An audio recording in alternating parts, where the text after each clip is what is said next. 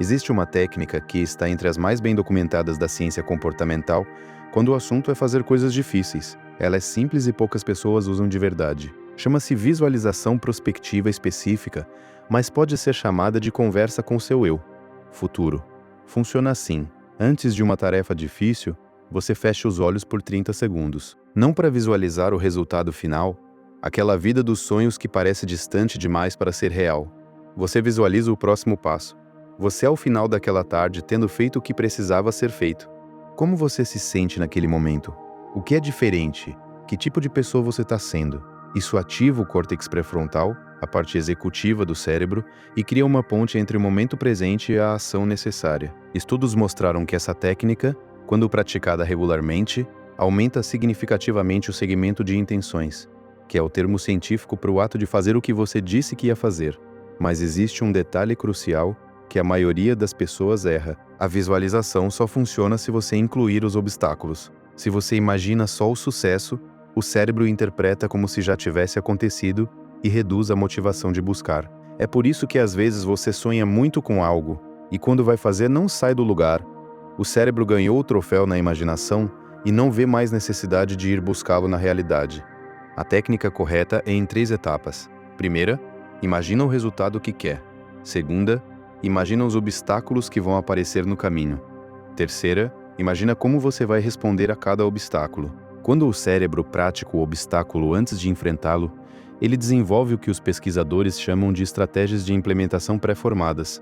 Na hora que o problema aparece de verdade, a resposta já foi ensaiada. O sistema de alarme entra em pânico com menos frequência porque aquilo não é mais completamente desconhecido. Você já passou por aquilo antes, na sua cabeça, e sobreviveu. Existe também algo fundamental sobre o papel do ambiente no processo de fazer coisas difíceis. Quando você tenta agir com base em força de vontade, num ambiente que favorece a distração, está usando um recurso limitado contra um sistema projetado para vencê-lo. A estratégia mais inteligente não é ter mais força de vontade, é redesenhar o ambiente para que a coisa certa seja mais fácil de fazer do que a coisa errada. Cada centímetro de atrito que você remove de um comportamento que quer ter aumenta a probabilidade de ele acontecer. Cada centímetro de atrito que você adiciona a um comportamento que quer evitar diminui a probabilidade. Na prática, se quer estudar, deixa o material aberto antes de sentar. Se quer treinar de manhã, dorme com a roupa separada. Se quer focar, coloca o celular num outro cômodo antes de começar. Se quer evitar redes sociais durante o trabalho, bloqueia o acesso durante aquele período. Você não está sendo fraca quando cede ao celular no ambiente onde ele está disponível. Está sendo humana num ambiente projetado para te prender. Mudar o ambiente é mais eficaz do que tentar ter mais força de vontade dentro do mesmo ambiente.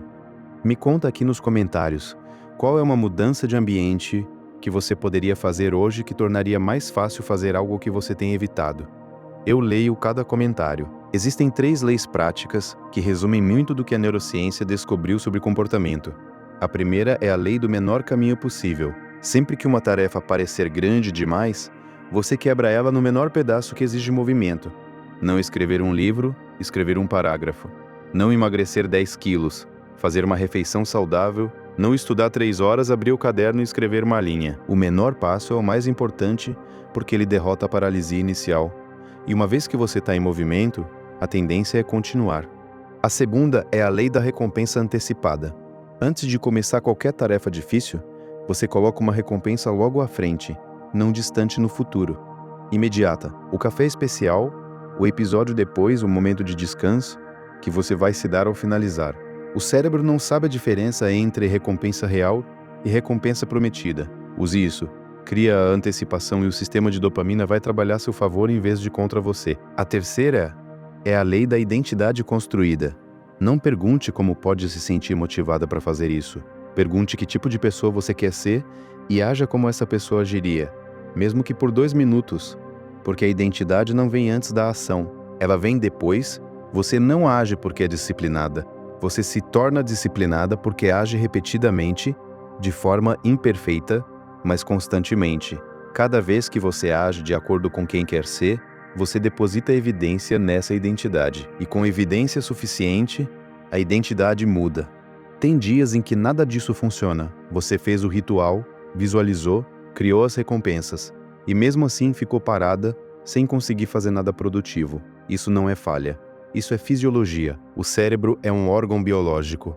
É afetado pelo sono, pela alimentação, pelo estresse e pelas fases da vida. Tem dia que a resistência vence. E isso é normal. O erro não é ter esses dias, o erro é transformar esses dias em narrativa. Eu sabia que não ia conseguir. Eu nunca mudo. Sou assim mesmo. Quando você faz isso, não está sendo honesta consigo mesma. Está construindo uma identidade de fracasso. E o cérebro, que adora confirmar narrativas que já acredita, vai começar a produzir evidências para provar que você está certa. A ciência chama isso de viés de confirmação neural. Você acredita que é preguiçosa, então lembra principalmente dos dias que ficou parada e esquece os que agiu. A solução não é otimismo forçado, é neutralidade estratégica. Quando um dia não funciona, o registro interno deve ser simples. Hoje não saiu, amanhã é novo sistema.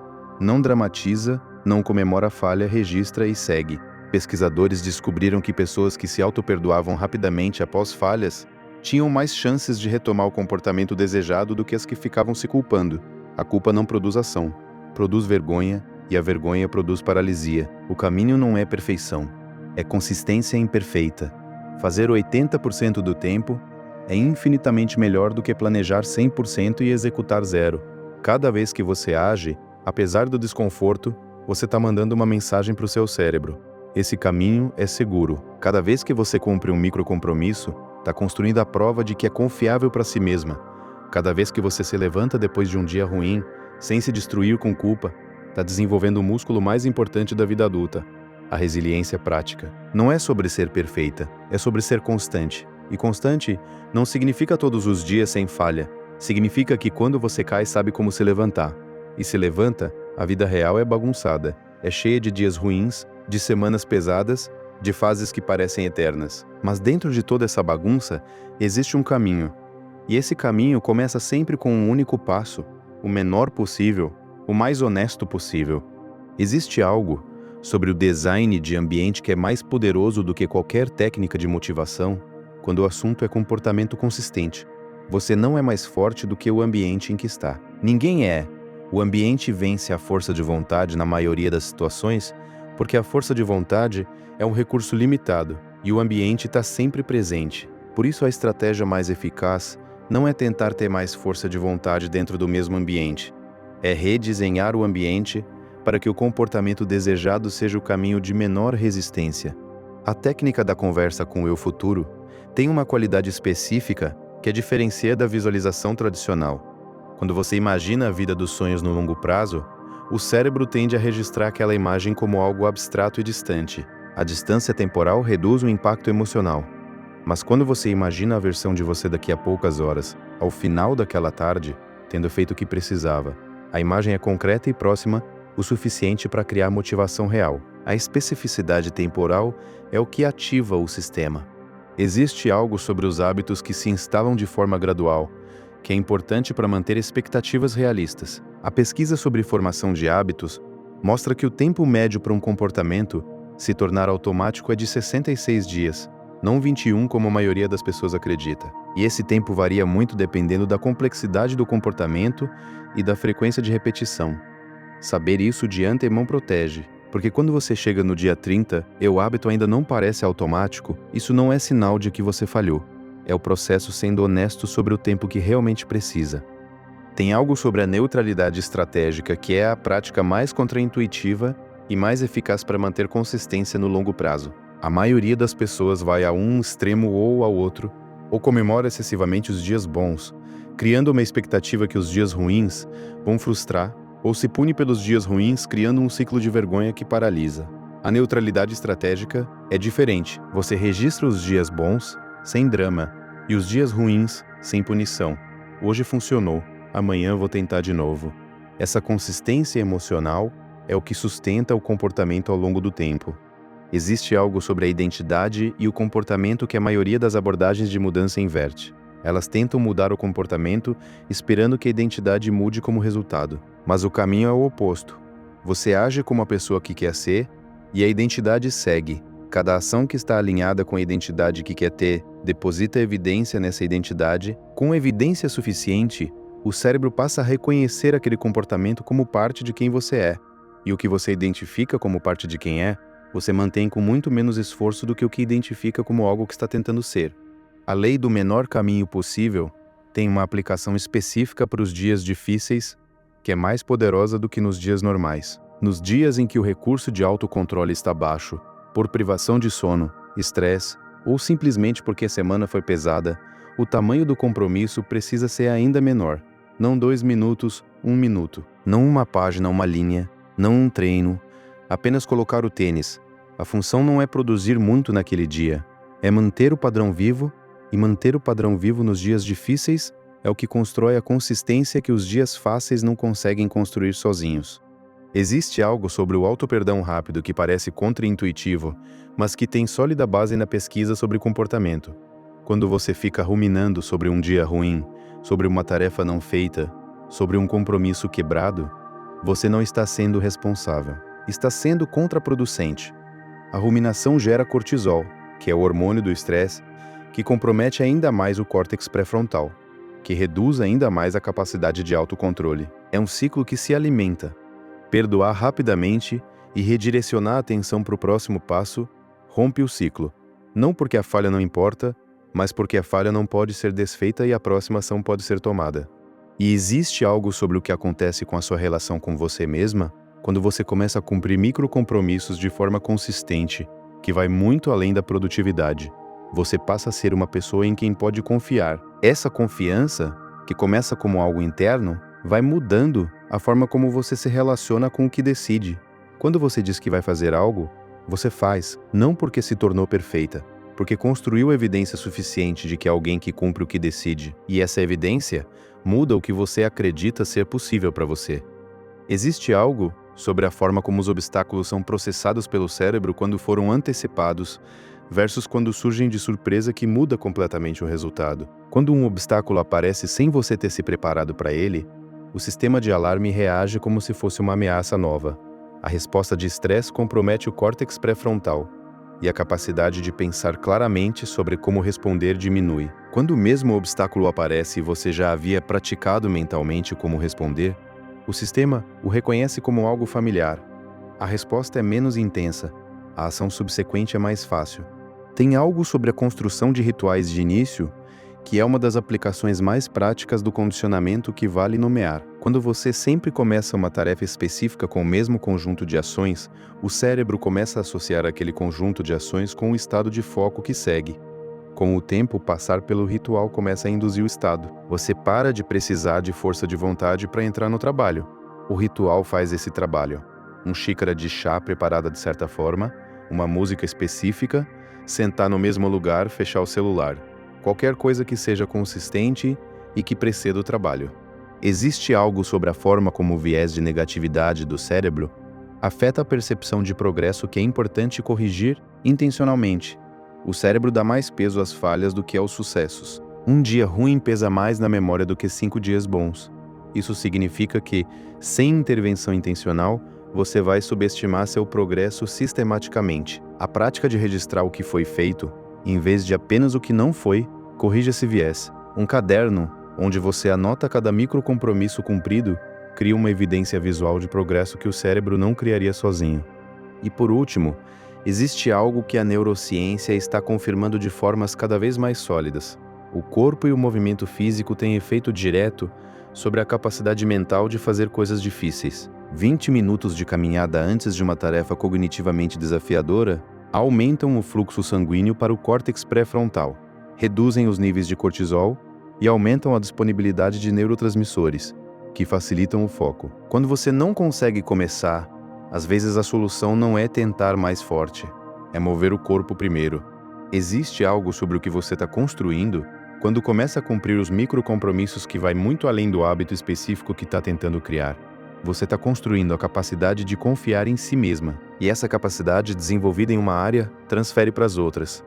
Quando você sabe que é alguém que cumpre o que decide, mesmo que em escala pequena, esse conhecimento afeta o que você decide tentar. A barra do que parece possível sobe, e o que parece possível é o teto do que você vai tentar. Tem algo sobre a forma como o cérebro registra progresso que requer intervenção intencional. O cérebro naturalmente dá mais peso às falhas do que aos sucessos. Isso significa que, sem uma prática deliberada de reconhecer o que foi feito, você vai consistentemente subestimar seu progresso. Uma linha em um caderno, ao final de cada dia, que registra apenas o que foi feito, não o que não foi, cria um arquivo de evidências que o cérebro não criaria sozinho. E esse arquivo, quando consultado nos dias de dúvida, é um dos argumentos mais concretos que existem contra a narrativa de que não está avançando. E existe uma última coisa sobre o processo de hackear o próprio cérebro, que é honesta e que vale dizer, vai ser desconfortável. O desconforto não vai desaparecer. O que muda é a relação com ele. Com o tempo, o desconforto antes de uma ação difícil passa a ser reconhecido como sinal de que você está no lugar certo, não como sinal de que deveria parar. E quando o desconforto vira informação em vez de ameaça, você para de fugir dele. E quando para de fugir, começa a atravessar. E atravessar, repetido, é o que constrói tudo. Existe algo sobre o papel das perguntas na mudança de comportamento que a maioria das abordagens ignora. As perguntas que você faz para si mesma sobre uma tarefa difícil afetam o comportamento subsequente mais do que qualquer resolução declarada. Como posso me sentir motivada para fazer isso? Gera uma busca por motivação que frequentemente não encontra nada. Que tipo de pessoa eu quero ser nesse contexto? Gera uma resposta de identidade que é muito mais poderosa. A pergunta certa ativa partes diferentes do cérebro e produz resultados diferentes. Tem algo sobre a forma como as expectativas sobre o processo afetam um processo que é importante calibrar. A maioria das pessoas espera que depois de algumas semanas de um novo hábito, a resistência desapareça completamente. Quando ela não desaparece, interpretam como sinal de que algo está errado, mas a resistência não desaparece para sempre. O que muda é a intensidade e a frequência.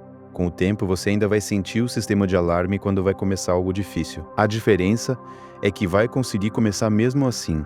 E essa capacidade de agir, apesar da resistência, é a definição operacional de disciplina. E existe uma coisa que vale ser dita sobre a pessoa que você está se tornando ao longo desse processo. Não é uma versão mais perfeita de você. É uma versão mais capaz de se levantar, mais capaz de começar mesmo sem motivação, mais capaz de atravessar o desconforto sem fugir, mais capaz de se perdoar quando um dia não funciona e voltar no dia seguinte. Essa capacidade não tem nenhum glamour, não tem foto bonita, mas é o que distingue quem constrói algo de quem fica planejando construir. E construir, mesmo que devagar, mesmo que imperfeitamente, é o que produz tudo o mais. Existe algo sobre o design de ambiente que funciona de formas que a força de vontade nunca consegue. O ambiente cria fricção ou remove fricção de forma constante e automática, sem exigir nenhum recurso mental. Quando o livro está na mesa de cabeceira em vez do celular, a probabilidade de leitura aumenta sem que você precise decidir nada. Quando o celular está em outro cômodo durante o trabalho, a probabilidade de distração cai sem esforço. Cada ajuste de ambiente é como uma decisão que você tomou uma vez e que funciona automaticamente todas as vezes depois. Tem algo sobre a combinação da visualização prospectiva com os obstáculos pré-formados que cria um sistema mais robusto do que qualquer um dos dois separados. Quando você pratica mentalmente não apenas o sucesso, mas também os obstáculos e suas respostas, está criando o que os pesquisadores chamam de scripts de implementação. Quando o obstáculo aparece na realidade, o cérebro não precisa processar a situação do zero. Já tem uma resposta disponível, e a velocidade com que uma resposta útil fica disponível é o que determina se você age ou se paralisa. Existe algo sobre a qualidade de presença que você traz para as ações pequenas que determina quanto elas constroem. 2 minutos de trabalho com atenção plena fixam mais do que 20 minutos com atenção dividida pelo celular. A qualidade da atenção não é menos importante do que a quantidade de tempo. Quando você está completamente presente na ação pequena, o cérebro registra de forma mais completa e a consolidação do hábito acontece de forma mais sólida. A satisfação que vem do trabalho focado, mesmo que breve, é qualitativamente diferente da que vem do trabalho disperso. E por último, existe algo que a neurociência está confirmando com cada vez mais clareza sobre a relação entre corpo e mente no processo de fazer coisas difíceis.